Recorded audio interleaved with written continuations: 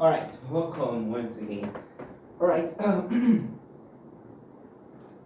we said that the square root of minus 1 is I.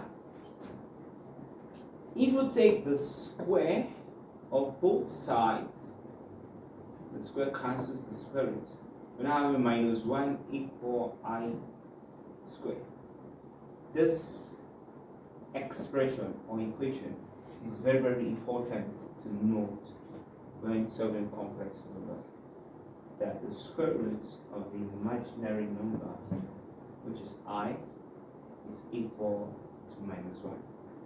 Whenever I ask you what is I to the power of 3, what will be your answer? Okay, I to the power of 3 can be split in this form: I times I squared. I times I squared is I to the power of 3 from indices. This is the power of 1. And when you're multiplying, you have 1 plus 2 plus 3. I don't you understand. Now, I times I squared is what? I. And that's minus 1, I'm sorry. That's minus 1.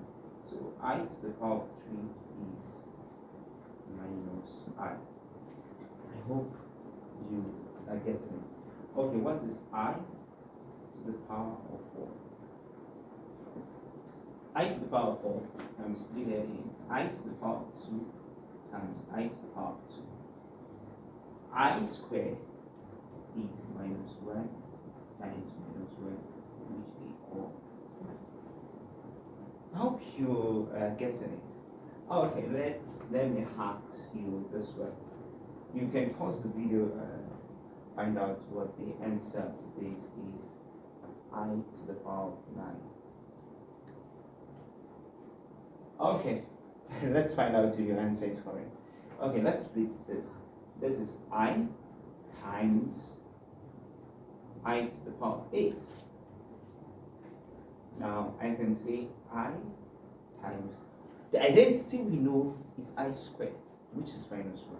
So I can relate this to I squared by writing it as I squared all to the power of 4. In indices, multiplication of power. 2 times 4 equal 8. Do you understand? So this now becomes I times minus 1 to the power of 4. Now when you have a negative value to the power of an even number, it is positive. When we have the negative value to the power of an odd number, the result is always negative. So I times minus 1 to the power of 4 is actually plus 1 positive value. So it means I to the power of 9 equal I. Do you understand? Okay, try I to the power of 23. Okay, so I can say I times I to the power of 22. I times I to the power of 2, and I brought out 11. 11 times 2 is actually 22. So this is now I times I squared is what? Minus 1 to the power of 11. Now 11 is an odd number, so minus 1 to the power of an odd number will give us minus 1. So this is I times minus 1. So it means I to the power of 23 equals minus I. This is getting interesting. Okay.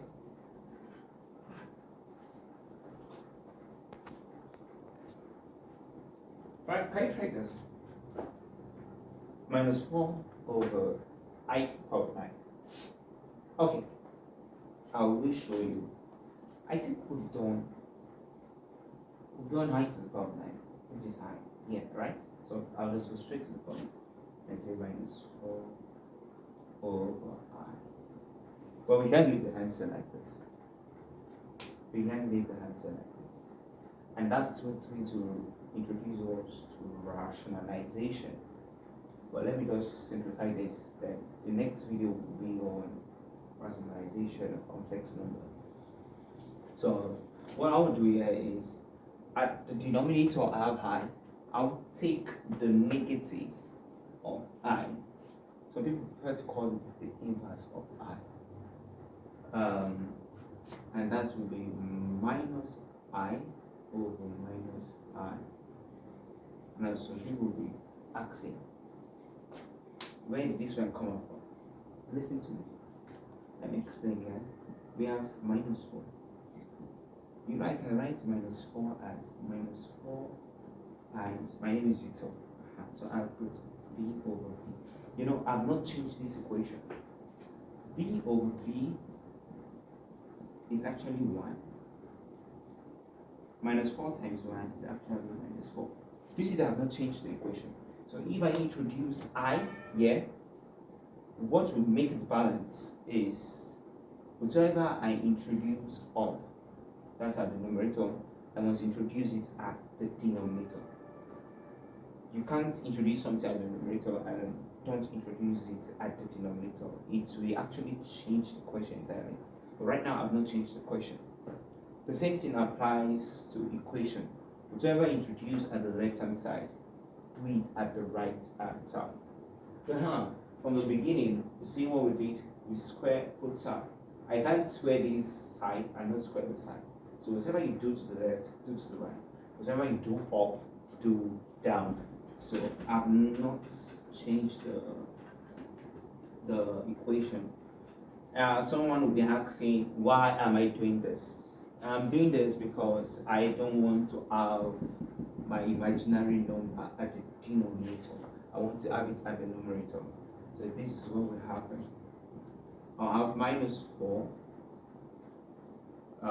Okay, let me just simplify it straight. Minus negative times negative is positive. 4 times I is actually 4I over. Now this is minus I squared. Let me explain. I times I is squared. Positive times negative is negative. Here's it. This is negative, negative, positive. 4 times I, 4I. Can you see it? Now we know that I squared is what? Minus 1. So this is now 4I over minus is what? 1, which is 4I over 1, which is equal to what?